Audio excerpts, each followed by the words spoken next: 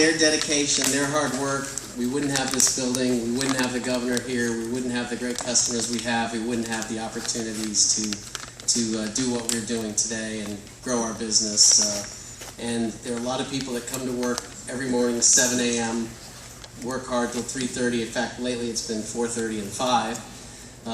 And they put in hard work to really make this company special. And I really want to thank you guys, because really without you, we wouldn't be here. So special thanks to them. That's great. Governor Scott it's interesting. I'm going to tell a little story about the governor that he's never heard before, which should make him a little nervous. And it's like he's like thinking, did Mallory vet that, or what's going on now? But last October, I had a chance to meet Governor Scott for the first time, and there was an event in Tampa where he had requested a few business leaders come in, and it was about more ports and international trade, and I was fortunate enough to be invited, and it was on Monday afternoon.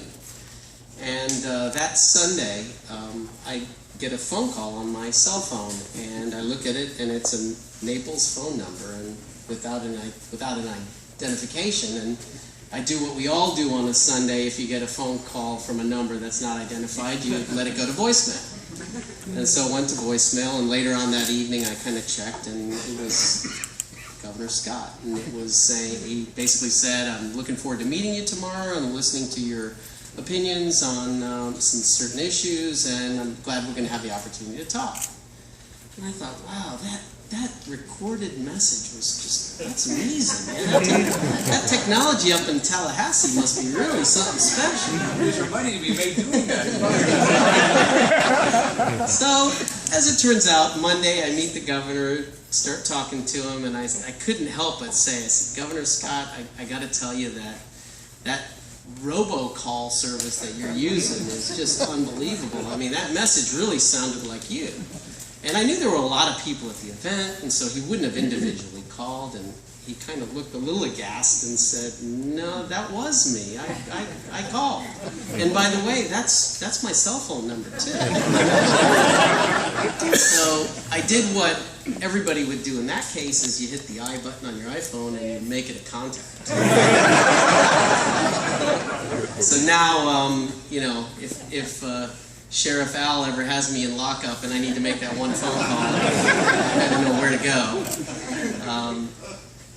But what it told me, and I had never met him personally, and you see a lot of stuff in the media, and some of this will go out, is as a businessman you realize, wow, this guy is really into personally touching people and caring, and really caring. I mean, he didn't have to make those 75 phone calls that day, and he did.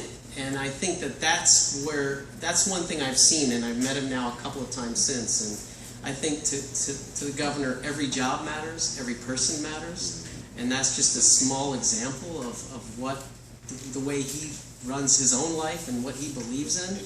And I think he's made a real difference for small businesses like us, giving us the opportunity to create more jobs, invest in more machinery, and grow. And with that, I'd like to welcome you to ICTC.